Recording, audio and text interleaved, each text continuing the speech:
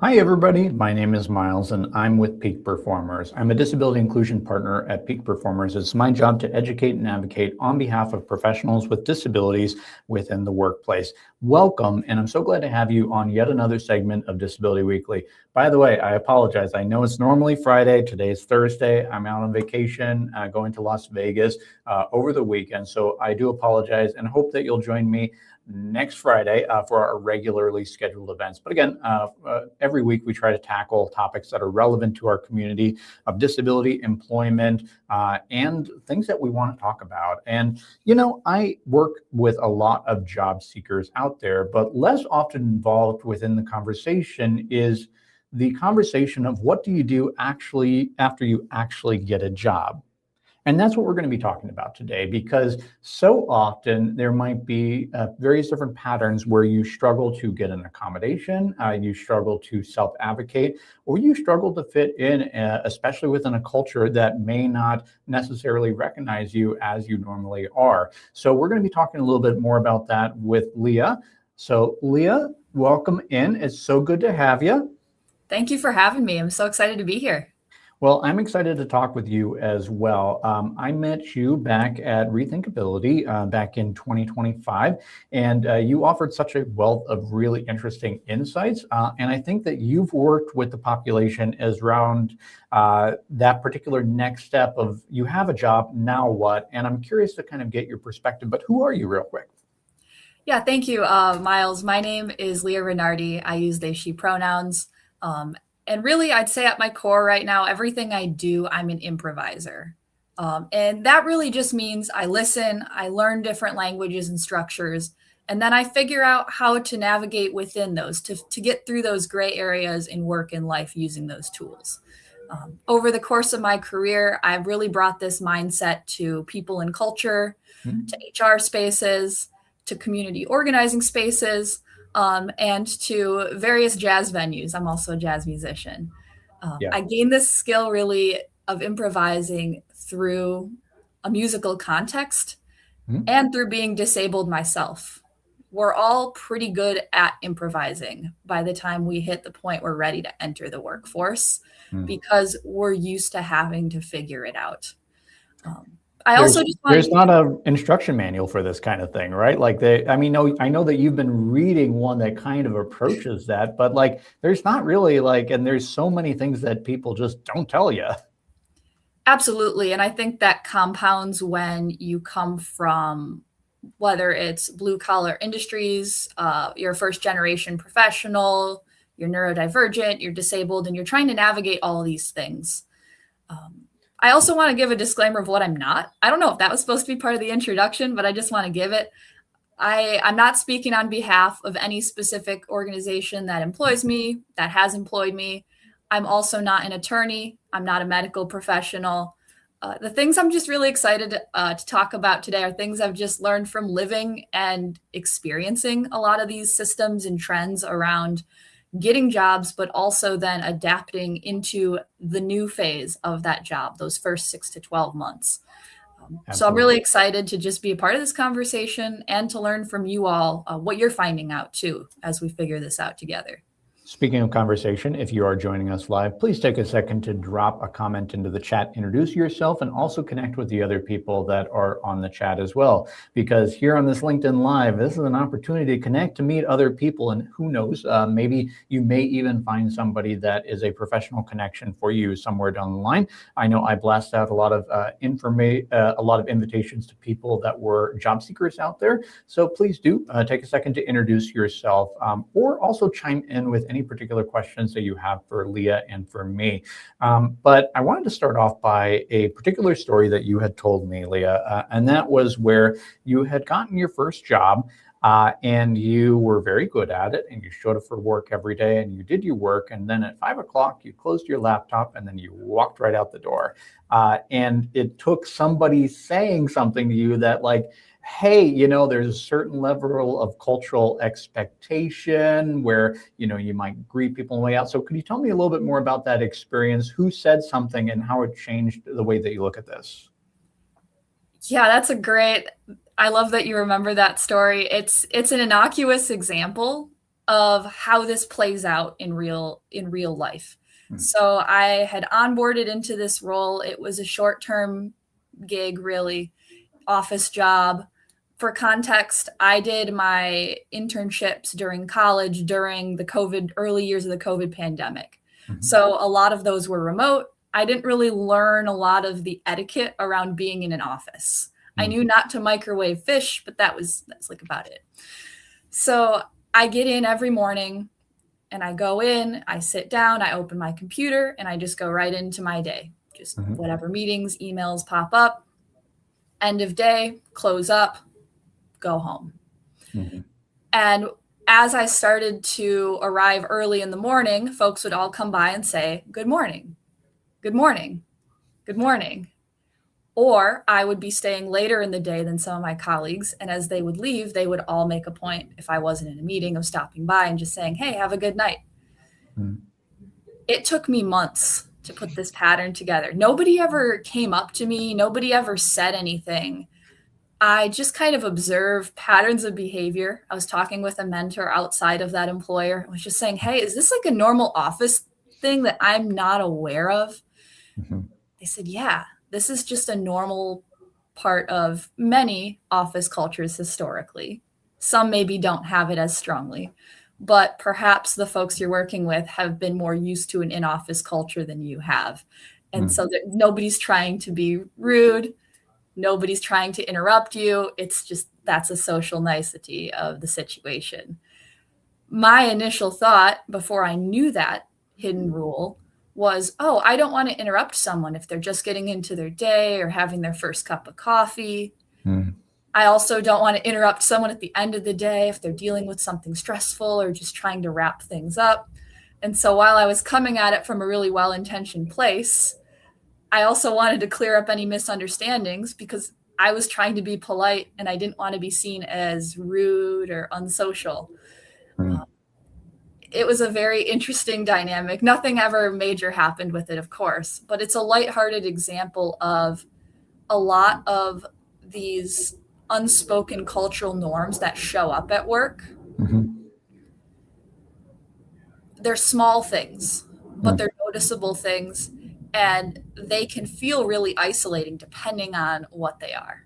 Maybe it's not that good morning or have a good night, but there are much more insidious consequences for not understanding or being able to get to the heart of a culture in those early months when you're just learning how everything works.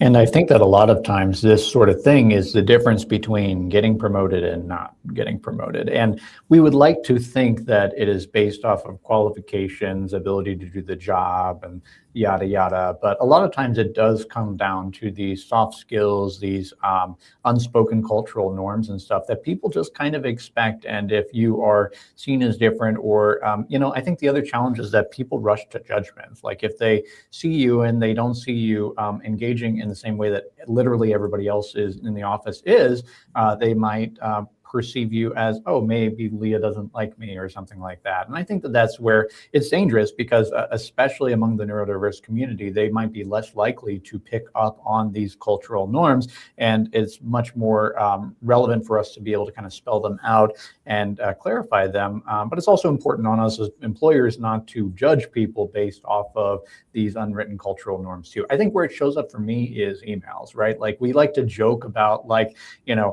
have a good weekend or hope this email finds you well. But I think that there is like a certain level, we spend so much time in our email that there's a certain expectation that there's going to be the fluff that goes along with it, if you will. Yeah, there is a sort of, it's like the small talk of the email world. And I think another important point of clarification is my goal is not to teach or to talk or encourage 100% assimilation. Sure. Right? My goal in this conversation is, and my advice to other disabled folks is think about learning the culture, learning the systems you're within, have an understanding of them. And then to my point about improvising is making choices. You learn the system, you kind of learn some of these trends and patterns, and then it's up to you to decide, oh, I want to take these on, and this is where I can meet folks halfway. This is where I'd like to do some education or make some cultural change. I don't have the energy to do this social norm every day. How can I make this work for me? But you've got to start at that awareness point, because what I've experienced, I feel like, unfortunately, is that I've had to be the one to learn about a culture as the new person, not even as a disabled person, as the new person. Yeah. And You know, at the end of the day, we're new people, right? Like we start somewhere, right? Like disability or not, like we have to start somewhere.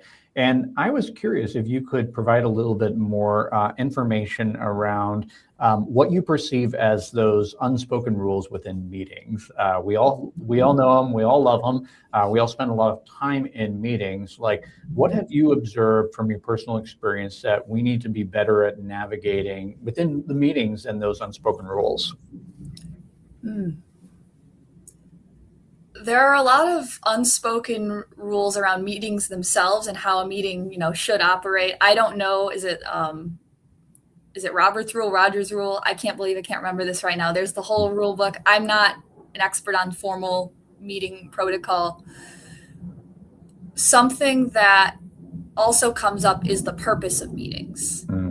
There are weekly meetings, there are one-to-ones, there are standing meetings, there are committee meetings, there are work group meetings, there are meetings about the meeting, and then there's the meetings to prep for the meetings. And when I come into a new role, one thing I like to ask is just, what are the meetings I'm expected to attend? And what are their purpose? Why do we convene? Are we making decisions? Is it for information? Is it more of a social hour so that we can connect with people? Maybe we're more of a remote office and we need that social component, just so that I can understand a little better what is the main objective of that meeting. I think there are also, for me, something I've always struggled with in meetings is knowing how much and when to speak, especially if there are a lot of people in a meeting. I don't have a perfect solution. I do a lot more virtual meetings than in person these days, and have for the last 6 or so years. And so I find that using the mute unmute button and the raise hand feature can often be helpful ways where it's not a high energy on my side, but I can indicate that I have something to say. I think if you're the colleague in the room, make the space for whoever's quieter. If you're the new person trying to ask a question, I think you have to figure out a way to get the attention of someone with a louder voice in the room. At least that's been the strategy that's worked for me. I'd be really curious, like, Miles, do you have other thoughts on this topic? I think it's important to think about hierarchy too. We often say that, open to feedback and things like that. And I think that that's true to a certain extent. But I also think that it's important to acknowledge the people who've been there longer or who maintain more positions of power within the organization, give them the opportunity to speak first. And I also think too that you kind of have to know your audience a little bit too. And if you are going to be pitching something that may be seen as controversial, or you don't have enough organizational buy-in yet, maybe that's a good opportunity for a sidebar conversation after the meeting is over, or a meeting ahead of time with the person to say, hey, I'm thinking about bringing this up in the conversation, but I want to make sure that this is going to float well within the organization too. So, we don't want to go back to high school here, but there is a certain level of kind of hierarchical systems that are in play here that we have to acknowledge and be able to navigate to be able to do meetings successfully and be able to make and maintain allies within the workplace, which is my next question. You mentioned how important it is for people with disabilities and without disabilities to be able to make allies. Where did you come to this realization? I don't know if there's a specific moment I can pinpoint. It's more of a looking back over the past few years. I feel as though the way that my work has been more meaningful, the ways that I felt more supported, are those times when I'm building relationships and I feel that I have solid relationships with people.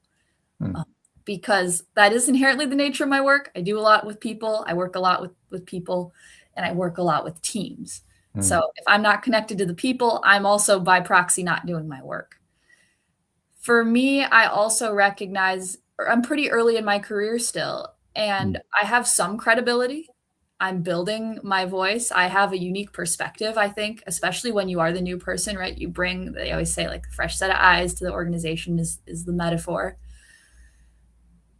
And I may not have established credibility yet as the new person. Not saying I want to come in and change everything. And if I need something, having allies in my corner has been really helpful just as a self-advocate. Whether it's I need this accommodation, I just need this to succeed, or I have a question about this, but I'm too scared to ask in the meeting. Can you help me ask this question so that I can better understand what's going on? Additionally, allies can be helpful. I told the cubicle story right at the top of this. I've had allies be very helpful in some of those where I can go to people and say, hey, I have kind of a ridiculous question. I'm observing this. Yeah. Are you noticing this too? Is this a trend? Is this something I should be mindful of? A lot of learning at work for me has happened through making some missteps. And it's the allies in my workplaces and in my just like life that help me figure out how to move forward when I accidentally make those. I definitely have made missteps myself too. I remember that the very first office job, I was still had a lot of bad habits that I had acquired in college of staying up too late. And for me, it wasn't a big deal showing up a little bit late, but that wasn't seen as positive within that particular workplace. And there was a lot of other kind of factors of just, I wasn't at the right maturity level. So for those people that are like just graduating from college, I guess what are kind of like the top things that they should know going in, and that's going to be like a significant difference going from college or going from, schooling directly into the workplace? A really underrated part of moving out of that student status into the workplace for me is the loss of that title student. Because if you're networking and you say, hey, I'm a student, I just want to learn about what you do. Yeah. A lot more doors open. At least that's been my experience, right? It's like, oh, who isn't going to say no to a student? I mean, maybe people don't have capacity, but in general, people want to support students. And there are more scholarships, there are more resources, that you're eligible for more supports typically. When I entered one of my earlier internships in my career, I had someone tell me, newness is your superpower. And what they meant by that was when you're new to anything, it could be an organization, it could be a sports team, there's a good chance you're going to get more attention from colleagues. People want to welcome you. You're going to be able to approach people and get curious. You may not have your full workload on you right away. It's a really unique period of time. Figure out what works for you and to connect with other people and build those relationships early. Yeah. I read The First 90 Days repeatedly in the first 2 years of my career. I don't know if it's something I would recommend as a must do. Okay. I found myself adapting a lot of that to be more sustainable for my brain and body. Yeah. The initial advice is go out, meet everyone, say yes to everything. I love that energy. I have that energy inside.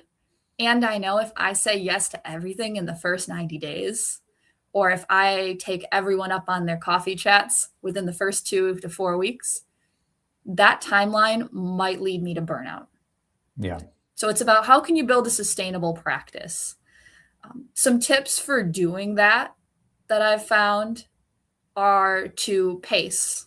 Right? Don't schedule a ton of coffee chats, a ton of meet and greets. Don't try to do it all in the first week or two. Schedule breaks before and after the conversations where you can. If you have the ability to book like a 15 to 30 minute meeting basically after the meeting so that you can process or rest That can be really beneficial.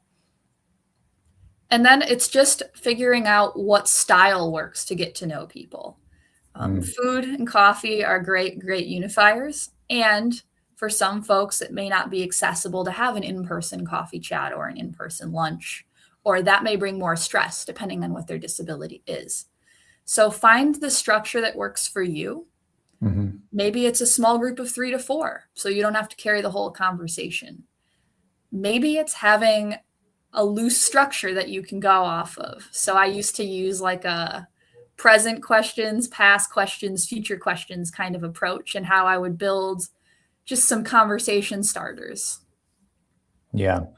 I think that you bring up a couple of really interesting things there, talking about coffee breaks. They are essential, right? Like, we all do them, whether we drink coffee or not, and if you don't, find another beverage, right? Like find a tea, like you can sip water, whatever. It's not a big deal. I think it gets a little bit more complicated when it comes to happy hours, particularly like if you don't drink, that's one consideration, but also there's all kinds of questions about like, who buys that round, if you should buy the round, but also like for me that happy hours can be very challenging because I just literally cannot hear people, especially if it's a very crowded, very noisy kind of environment. So tell me how you say no.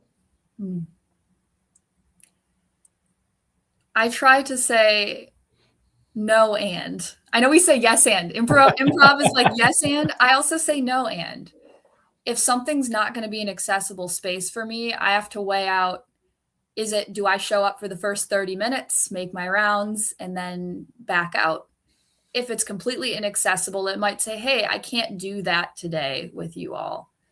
I would love to catch up in this other way. I struggle with the big events, the big conferences, and you can ask for accommodations and things to support with that. And my strategy, honestly, and my approach now that I'm a few years in, I find is more helpful is just building little tiny routines throughout my day. So if I know I'm watching the same show as a colleague, I'm dropping, hey, did you see the episode last night? What did you think? Or I have a couple people in every office. I feel like they just love trivia, and I have so much useless trivia. So random trivia, random rabbit holes, it is once a week. Another way that I think you can build rapport without feeling the need to put yourself in a happy hour or a large event situation is to just give people their flowers. Yeah. Tell me about that. A lot of times when you're in an environment and you just recognize folks as little things happen, that recognition will come back to you in some way, right? When we practice gratitude and we express gratitude, it may inspire others and motivate others in our circles to do the same. So if I have a positive customer service interaction, or if I have a really great collaborator on a project, or someone really helped me out in a moment I needed it, or taught me something new, I'll make sure to message them or write them a note and just say, hey, thank you for teaching me that. You're really great at X. I appreciate that. Bonus points if you also CC their manager in that positive note. You have to read the room with that a little bit, but if your employer has that kind of a culture, that can also be a fun bonus. Another thing I've had on multiple teams I've worked on is in team meetings, if you are a manager, you could incorporate some kind of shout out section into your weekly meetings or your biweekly meetings to just build a space for everyone to practice gratitude and to celebrate what's going on across the team. I think that's such an important point because people are often not thanked for what they're doing, and you have a unique opportunity to point out the positives that they're doing, recognize them, and it is a cheap, easy way for you to be able to build rapport and make more allies within the workplace too. And generally, I'm of the opinion that it's hard to go overboard on thanking people. The bar is really, really pretty high right there. So I would challenge you. I also would challenge you too that if you find yourself that you are not naturally inclined towards thanking people. Maybe you still feel gratitude for them, but recognize that a lot of people do get a lot of validation from that, and it can be an easy way. So again, it's something to balance. It's not for everybody, but I think that it is a cheap and easy way for you to be able to build rapport with many people within your workplace as well. I want to give a quick shout out to, we have Yolanda, we have Michael that are joining us. We have Mia. I haven't seen Mia on here before. I wanted to kind of shout out that she says, people love to say, you just need to learn the system, but how do people learn the system when the system is not giving them meaningful access in the first place? And I think that that is a very valid point when we're talking about access. I will also shout out Susan Bennett too. Susan, by the way, runs she works for another nonprofit helping students with disabilities be able to gain access to IT careers called Launch IT. She does some great work, so please do connect with her as well too. But I want to kind of shift gears a little bit and talk about disability more specifically. So let's talk about the elephant in the room, and that is disclosure. Should we not? How do you navigate the disability disclosure portion of it, especially when it comes to not only your hiring managers, but also people that might be colleagues within the workplace? This is a very loaded one. It's the big one, right? The way I look at disclosure, both as an HR professional, but also as just a disabled employee, is that disclosure, there are many different forms of disclosure. There are harder forms of disclosure, more formal forms, and there are softer, more gradual forms. Mm-hmm. Because especially when you live with a disability that may be more dynamic in nature, you might be disclosing almost on a daily basis where you're at, right? Mm-hmm. As far as your question, which I'm interpreting to be more of the big formal HR process disclosure, it is your choice. I would say if it's something where accommodations, you need FMLA, you need some sort of medical HR support, you need to reach out to your HR department or those processes when you need that support. If you can also opt to check the box on the self-disclosure form as a way to disclose you're part of a protected class status without letting your manager know. I know folks have mixed feelings and also questions on, is that effective? Is that not? I'm not an attorney. I can't advise you on that. And I'm not encouraging for or against disclosure per se, but if you need accommodations or you need FMLA, you're going to have to disclose it. You can even, if you're not sure you could say, I may need these things, but I want you to be aware that I have a disability under the ADA. Mm-hmm. You don't necessarily have to disclose that diagnosis up front for accommodations. Yeah. And when it comes to accommodations, many people that are watching this that are looking at getting their first job, they maybe have received accommodations throughout the course of their schooling, but it's kind of a whole different ball of wax when it comes to employment, right? Like, so if you have been receiving an accommodation previously as a result of your education, how would you go about transitioning and advocating for yourself and requesting that accommodation in a professional workplace environment instead? Great question. With school accommodations, typically, at least from my experience, experiencing both, school accommodations, you submit your request. There's usually some kind of portal. Maybe you meet with someone. They mostly approve things. That is it. With workplace, it can be a lot more interactive, depending on what your employer determines to be reasonable. My recommendation is to use resources like Job Accommodation Network or to go talk to the folks at school that have supported you to gather, okay, here are the things that worked for me. Are there ways we could translate this language into something that would be more actionable in this line of work? They may not be able to help you fully, but that could be a starting point if you have good rapport with someone at your school that you think can help. Additionally, I had a thought and I lost it. That's okay. I would chime in too Yeah. that I think the one other thing that I would add around the accommodations conversation is be careful not to wait until it's too late to disclose and to request an accommodation. Because what I oftentimes find is the cycle is that somebody lives with a non-observable condition and they are fine, like they're good. They work without any kind of accommodations. And then just to give you an example, happy Mental Health Awareness Month, by the way. If you were an individual with depression, all of a sudden one day your medication needs may change, or you may experience a traumatic life event that kind of makes it so that you literally cannot get out of bed the next day. And I've seen how this derails so many people's jobs and careers too, because they wait too long to ask for help. So I personally am an advocate for disclosing early and often as a way of saying, hey, just wanted to let you know, especially while you're new, especially while you have really good reputational rapport, and as your manager is asking, how can I support you? But I also agree that it is a very personal decision that many people have to navigate, depending on the circumstances of their particular workplace too.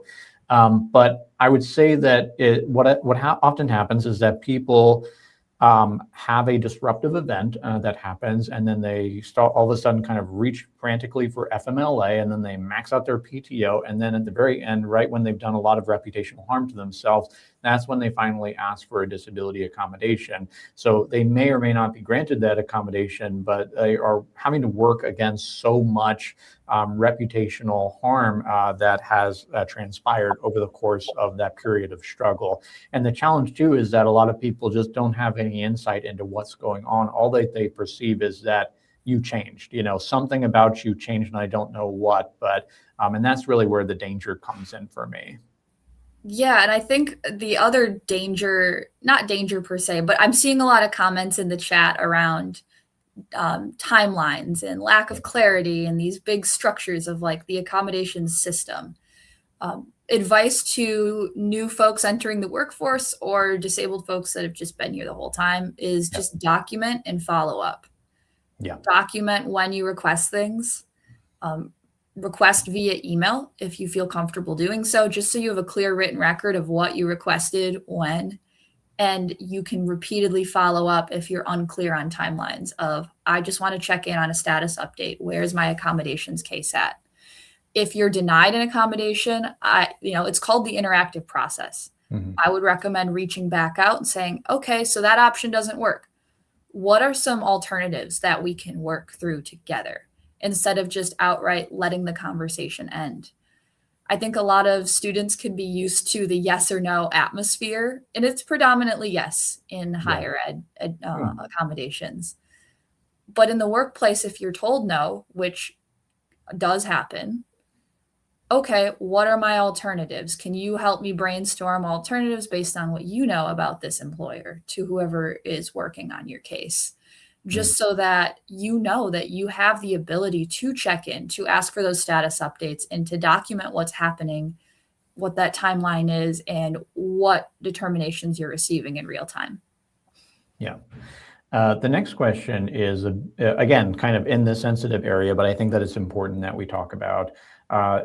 Inevitably, I know that my first job coming out of school was pretty terrible, pretty bad employer, and I learned a lot from it. But I also, it took a long time to recover from the trauma of that particular job, and losing it very shortly after I started it too. But I think that when it comes to disability, especially when you require an accommodation to be able to do your job, we're oftentimes navigating very hostile kind of work environments, or sometimes can be hostile. And that hostility can come from organizationally. It might come from HR, or it might come from the direct manager as well too. So, and that's challenging, right? Like, because there might be multiple different levels of hostility, or it might just be, I really can't get along with my boss, and my boss really is unwilling to support me, which is unfortunate. So when do people just walk out? Like, when do you just give up on this and look for a different role? The answer to that question, I feel, has changed so much in the last 5 years. Mm. I want to recognize it's an enormous privilege to be able to walk away from Yeah. something voluntarily in the current market. Yeah. So as much as I want to say like, oh, your health comes first, I understand this may be a complex math problem for a lot of people. Yeah. Some guiding questions, I suppose, are what is your body telling you? Mm. Your body is such a strong indicator of your experience. If you're experiencing new symptoms, new flares, new triggers to your condition, where are they coming from? Are they coming from work? Do they get better in the evenings or the time you're off work? Do they get better on your non-work days or if you take a week off? How is your mental clarity feeling? Do you have the same level as pre this job? Has it declined? Have there been other factors at play? Starting with how your body and brain feel, those are going to be your two biggest warning signs of, hey, something feels off here. You don't have to have all the magic language to know when it's time to walk away for your health. You just need to listen to your body and to your mind. And if you struggle to do that, because a lot of folks struggle with interoception, which is that like feeling of what does my body feel? Or alexithymia, which is like what emotions do I feel? Mm-hmm.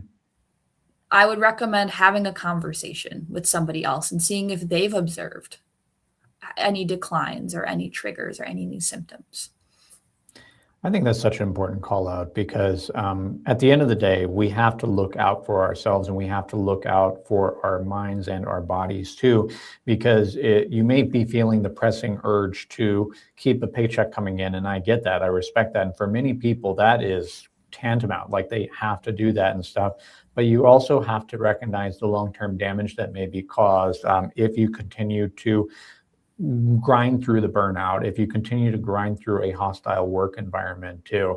And it's these things are very challenging too. We are looking at a very high unemployment rate right now, and so the last question that I wanted to look at is that something that I've observed over time is that oftentimes people with disabilities are going to be the last people to be hired, and they also might be the first people to be fired when times get rough within an organization. And we are seeing catastrophic amounts of layoffs, especially within the tech sector.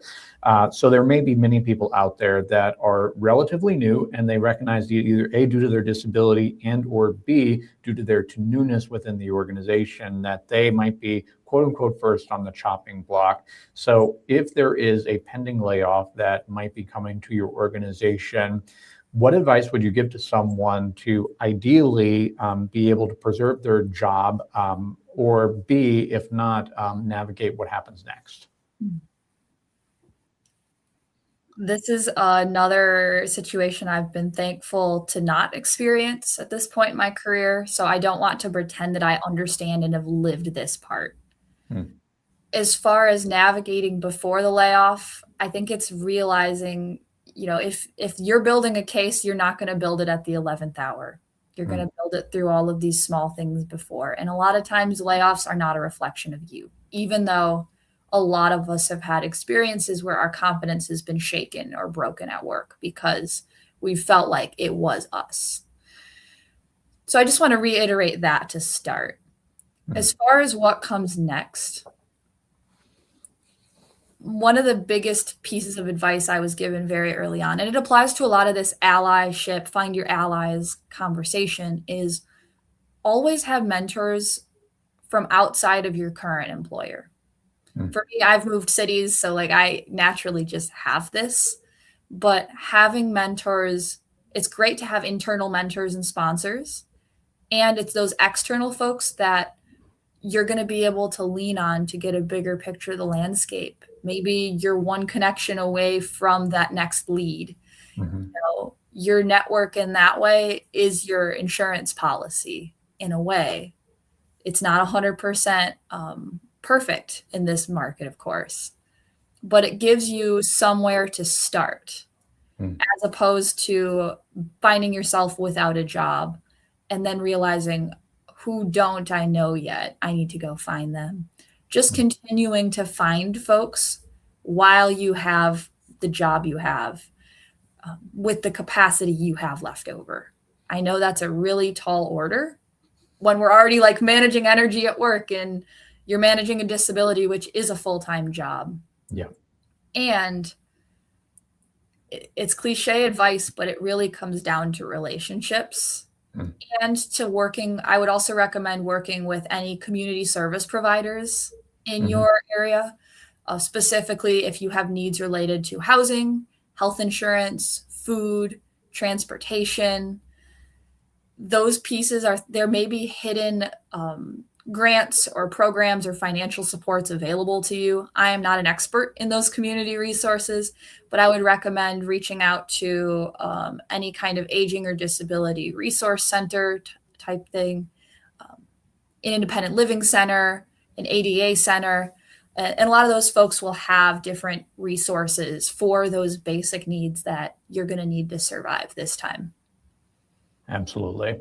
And just to underscore the point that you made right there, a lot of layoffs in today's modern age, especially within larger organizations, they're done through an Excel spreadsheet. They're not done from a human evaluation factor. And so, it's what I would say is that do what you need to exercise self-care, to pick yourself back up, to grieve the job, because that grief is very real and very valid that you're experiencing.